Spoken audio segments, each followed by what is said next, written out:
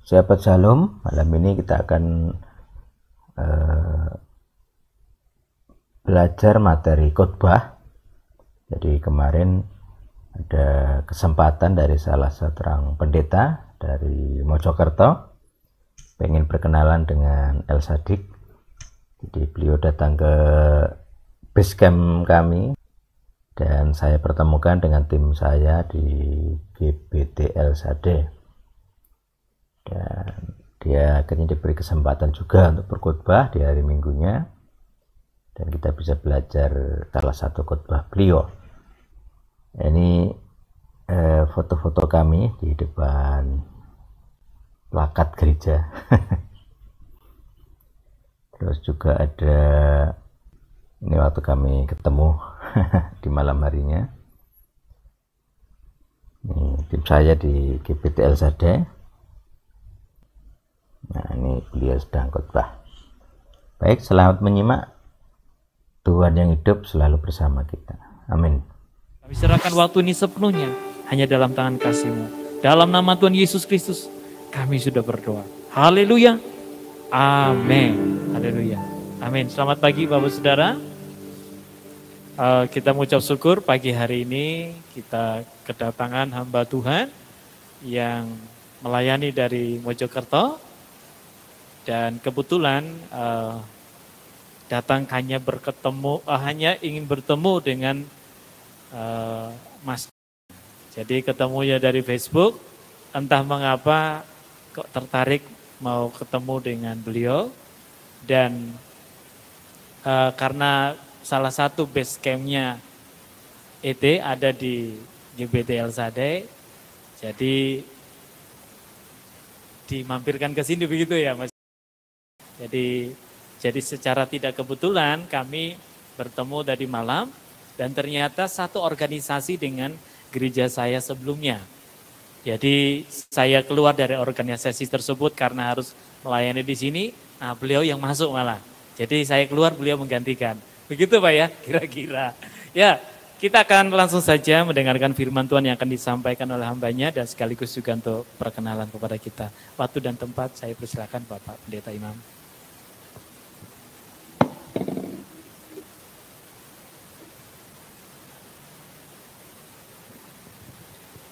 Selamat pagi Bapak Ibu. Nanti sore saya ada pelayanan di Pati, itu agenda utama. Jadi mumpung ada di Jawa Tengah, saya ini kepingin kenal lebih dekat sama Pak. Diajak janjian lah tadi malam di sini. Akhirnya nggak cuman kenalan sama Pak, kenalan sama Bapak Pendeta di tempat ini. Dan hari ini saya juga kenalan sama panjenengan semua. Puji Tuhan, pagi ini saya diizinkan ibadah bersama-sama Bapak Ibu di tempat ini. Nama saya Imam Supii, Pendeta GKKI. Langsung aja kita baca Alkitab kita di dalam Matius pasal 11. Matius pasal 11 ayat 2 sampai 6. Kita bacanya bergantian. Yesus dan Yohanes Pembaptis, ayat 2 saya baca. Di dalam penjara Yohanes mendengar tentang pekerjaan Kristus.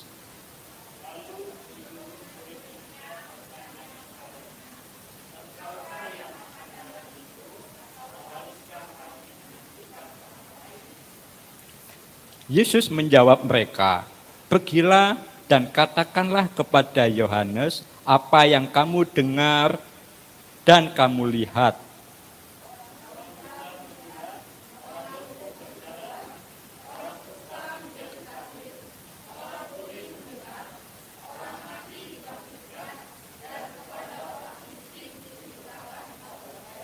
Ayat 6, berbahagialah orang yang tidak menjadi kecewa dan menolak aku.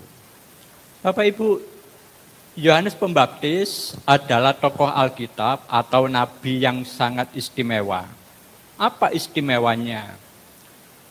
Dia satu-satunya nabi yang diizinkan melihat 3 pribadi dalam waktu yang bersama. Ketika Yesus datang akan memulai sebuah pelayanan, Yesus datang kepada Yohanes Pembaptis. Yohanes Pembaptis, aku dibaptis ya. Yohanes menolak, enggak salah. Harusnya kan aku orang berdosa ini yang dibaptis sama engkau Mesias. Begitu. Akhirnya karena desakan Tuhan Yesus, Yesus dibaptis sama Yohanes. Yohanes melihat pribadi Tuhan Yesus. Tidak lama kemudian Yohanes melihat Roh Kudus dalam bentuk merpati turun dari surga dalam waktu yang bersamaan. Setelah melihat Roh Kudus, saat itu juga Yohanes mendengar suara dari surga. Bapa berkata, "Inilah anakku yang kukasihi, kepadanya aku berkenan." Coba diingat, tokoh Alkitab mana yang punya pengalaman rohani seperti ini? Tidak ada. Saulus, Saulus, kenapa engkau menganiaya aku? Siapa engkau Tuhan? Aku Yesus yang kau aniaya. Paulus cuman melihat satu pribadi. Stefanus ketika mau mati, habis dirajam batu, dia melihat 2 pribadi. Sungguh aku melihat Yesus berdiri di sebelah kanan Bapak. Loh Pak, jadi benar ya Tuhan itu 3. Belajar sama Bapak Gembala. Saya tidak bahas doktrin Tritunggal ya. Begitu ya. Saya hanya ingin membahas pengalaman pribadi Yohanes ini hebat. Paulus melihat satu pribadi. Stefanus melihat 2 pribadi, Yesus dan Bapa. Yohanes melihat 3 pribadi dalam waktu yang bersamaan. Kira-kira Bapak Ibu, pengalaman rohani seperti ini kan menjamin Yohanes ini sangat kuat keyakinannya bahwa Yesuslah Sang Mesias dan Juru Selamat. Iman ini tidak tergoyahkan. Harusnya kan begitu ya. Tapi di dalam penjara, yang barusan kita baca, di dalam penjara Yohanes mendengar tentang pekerjaan Kristus, lalu menyuruh murid-muridnya bertanya kepada Tuhan Yesus, "Engkaukah yang akan datang itu, atau haruskah kami menantikan yang lain?" Di dalam penjara, di dalam masa-masa yang sulit, Yohanes mulai imannya oleng. Yang kemarin tak baptis itu Mesias apa enggak ya? Coba kamu tanya sama yang itu, yang suka bikin mujizat. Yang kemarin tak baptis itu coba tanya ulang. Benarkah dia Mesias atau aku menunggu yang lain? Imannya mulai goyah. Kapan imannya goyah? Ketika Yohanes ada di dalam masa-masa yang sulit. Dia tahu, tidak lama lagi aku akan mati. Divonis hukuman mati. Karena menyampaikan sebuah kebenaran. Bapak Ibu, Yohanes ini punya pengalaman rohani yang sangat luar biasa. Dia pun mengalami kegoncangan iman ketika mengalami masa sulit. Apalagi orang seperti kita ini. Ayat 6, Yesus memberikan jawaban. Dan berbahagialah orang yang tidak menjadi kecewa dan menolak aku. Kenapa Yesus ucapkan kalimat ini? Karena Yesus menyadari ketika manusia mengalami masa-masa sulit, dia akan mengalami kegoncangan iman. Loh, lah kok masa pandemi ini ekonomiku hancur, usahaku kolaps, bangkrut, aku kena PHK. Biasanya ben malam minggu nongkrong di kafe, sekarang nggak punya uang untuk jajan. Masihkah Yesus berkuasa menolong saya ketika kita sakit tidak kunjung sembuh? Masihkah Yesus sanggup menolong saya mulai mengalami kegoncangan iman? Kapan? Ketika kita mengalami masa-masa sulit. Ketika semuanya aman, sehat, ketika semua tercukupi, kondisi aman, yakin, sekali Yesus tetap Yesus, tidak ada yang lain. Iya kan? Ya, ketika kita masa-masa yang nyaman, kondisi kita aman, sehat, walafiat. Tapi ketika sakit, nggak kunjung sembuh, masihkah engkau penuh kuasa mulai meragukan Yesus itu juru selamat? Ketika ekonomi kita hancur, mulai meragukan, sanggupkah di masa pandemi ini Yesus menolong saya? Kok ekonomiku hancur kayak begini? Saya punya teman pelayanan, hebat luar biasa, hebat pokoknya. Kami sering pergi bermisi bersama-sama. Mengalami kekecewaan banyak hal. Kecewa dengan orang Kristen, kecewa dengan mungkin ekonomi juga. Mulai nggak pernah ke gereja, nggak pernah pelayanan. Nggak taunya sudah pindah ke lain hati. Sudah imannya bukan kepada Yesus Sang Juru Selamat. Dia mendalami keyakinan yang lain. Begitu. Kenapa saya amati dia mengalami kekecewaan. Dia mengalami goncangan. Begitu. Saya bisa maklumi, tapi bukan berarti membenarkan. Kenapa bisa memaklumi? Yohanes yang hebat seperti itu. Bapak Ibu, kita ketika belum dipenuhi Roh Kudus kan minta didoakan, Pak, aku minta didoakan supaya dipenuhi Roh Kudus. Setelah Yesus bangkit ke surga, menjelang hari Pentakosta, wah jemaat diajak kumpul ke gereja, kalangan gereja tertentu ya, khususnya Pentakosta. Ayo berdoa minta Roh Kudus, minta Roh Kudus. Bacaan berikutnya, Lukas pasal 1,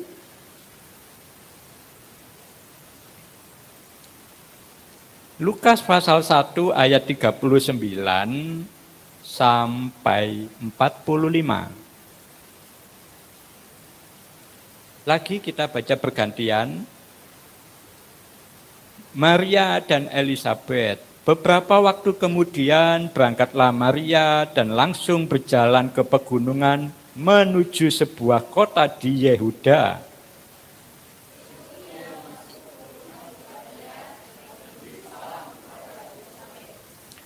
Dan ketika Elizabeth mendengar salam Maria, melonjaklah anak yang di dalam rahimnya, dan Elizabeth pun penuh dengan Roh Kudus.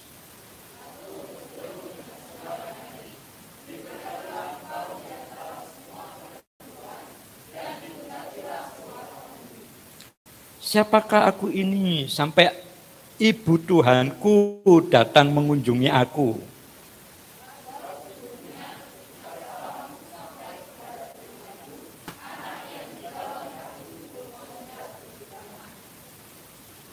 Dan berbahagialah ia yang telah percaya, sebab apa yang dikatakan kepadanya dari Tuhan akan terlaksana. Elizabeth dan Yohanes yang masih di dalam kandungan, itu tidak pakai Yesus naik ke surga baru dapat kepenuhan Roh Kudus. Masih di dalam kandungan loh, sudah dipenuhi Roh Kudus. Ketika Maria yang masih perawan itu mengandung Yesus, Allah yang menjelma jadi manusia, Yohanes sudah terasa, ini Mesias yang akan lahir. Ada di depan rumah, langsung reaksi dia. Hebat enggak? Hebat. Sudah dipenuhi Roh Kudus sejak dalam kandungan. Tapi itu pun ketika masa sulit, dia mulai mempertanyakan ulang. Coba datang kepada Yesus, diakah Mesias atau aku nunggu yang lain? Bapak Ibu, sesulit apapun yang kita alami, Yesus berpesan, jangan kecewa kepada Tuhan, jangan meninggalkan Tuhan.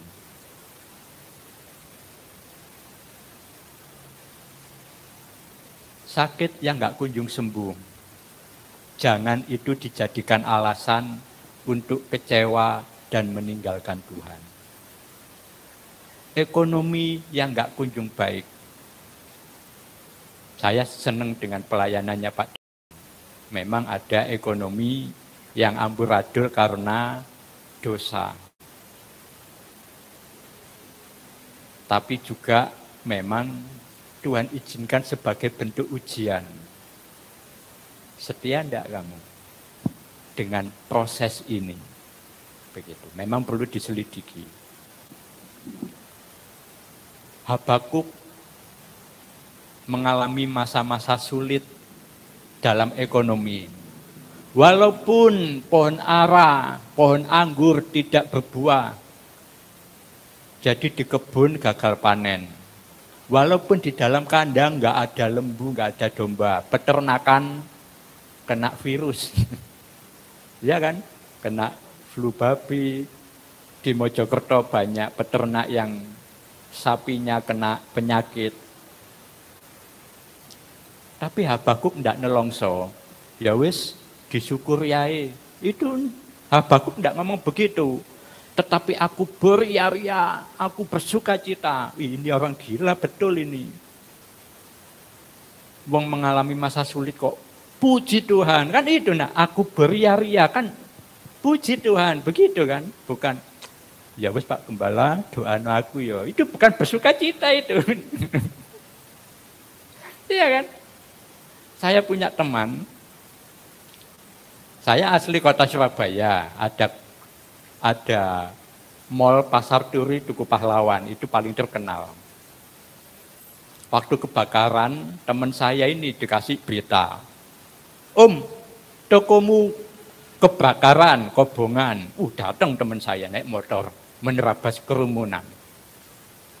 Ketika melihat Pasar Turi Kobongan, dia melonjak, puji Tuhan, puji Tuhan. Sampai tukang becak itu bilang begini, wah ini depresi karena tokonya kebakaran. Gendeng iki wong iki wisan. Mestinya kan minimal. Ya wis, engko iso golek duit meneh, minimal begitu kan. Kalau enggak menggerutu, enggak mengomel, minimal kan begitu. Enggak. Di depan banyak tukang becak yang nonton kebakaran, teriak-teriak, puji Tuhan. Saya dengar kesaksian itu ingat Habakuk. Namun aku beria-ria. Oh, ini loh. Jadi di masa-masa sulit, orang bisa mengalami kekecewaan terhadap Tuhan. Orang bisa meragukan kuasa Tuhan. Dan orang bisa meninggalkan Tuhan. Bapak Ibu, puji Tuhan, panjenengan semua memiliki gembala yang baik. Bapak Pendeta. Seneng kan?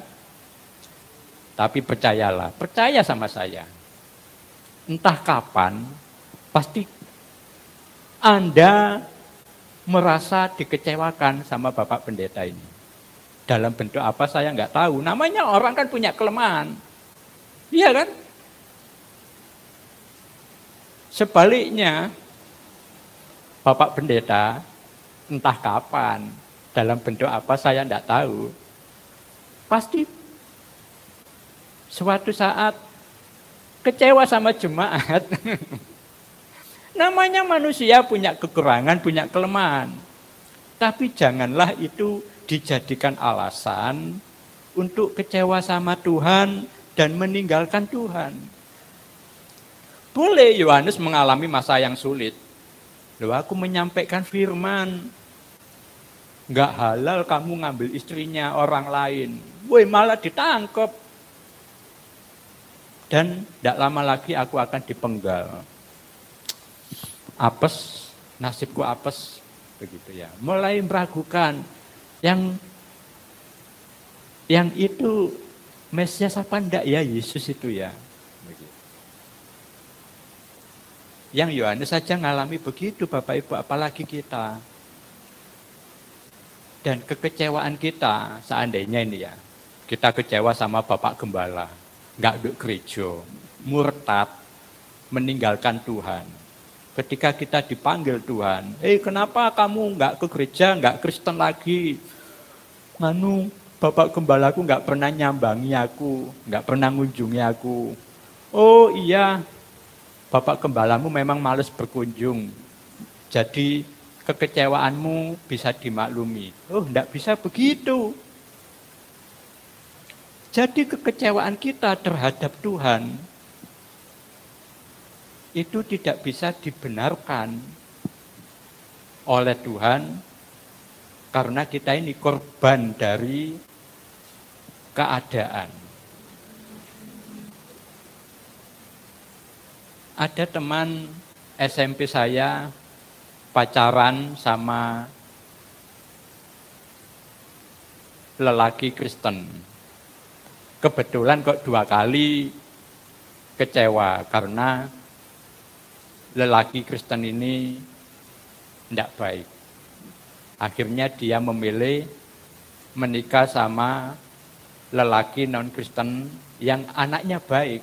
Jadi sampai sekarang dia bukan orang Kristen lagi. Nah, tidak bisa ini dibenarkan. Oh, kenapa kamu kok menikah sama pemuda yang non-Kristen? Iya, 2 kali pacaran mbek wong Kristen.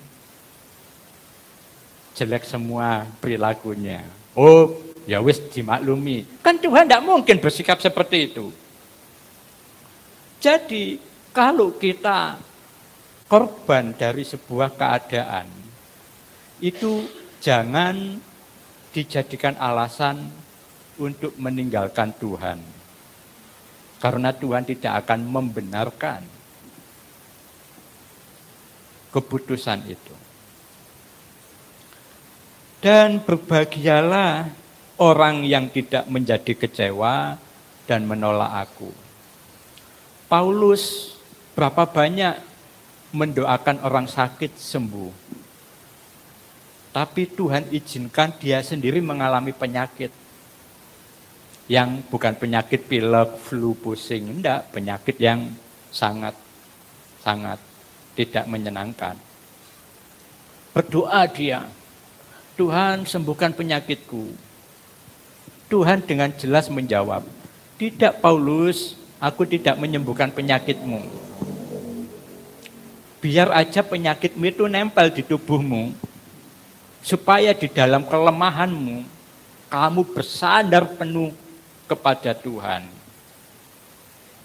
Bisa enggak Paulus punya alasan untuk kecewa? Aku doakan orang lain sembuh, semua enggak ada yang sembuh. Bahkan orang mati pun tak doakan bangkit. Kok aku punya penyakit 3 kali minta ditolak? Mending enggak dijawab. Jelas Tuhan menjawab, aku tidak akan menyembuhkan penyakitmu. Dengan tujuan di dalam kelemahanmu, supaya kamu bersandar penuh kepada kekuatan Tuhan. Bisa Paulus menjadi kecewa dan meninggalkan Tuhan yang lain. Tapi Paulus tidak. Aku sehat, tetap setia sama Tuhan. Aku sakit, dialah tetap Tuhan saya. Tidak ada alasan untuk kecewa kepada Tuhan.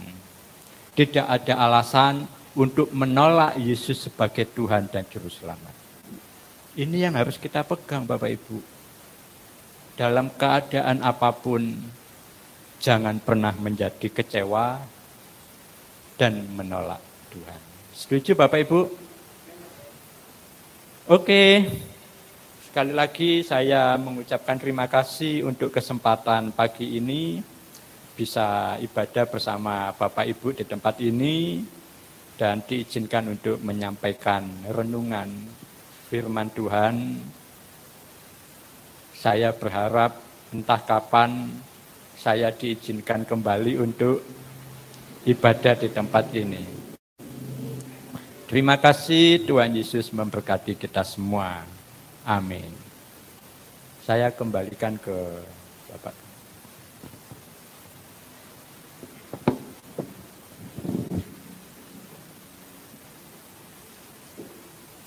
Baik, terima kasih Bapak Imam Supi yang sudah melayani firman Tuhan.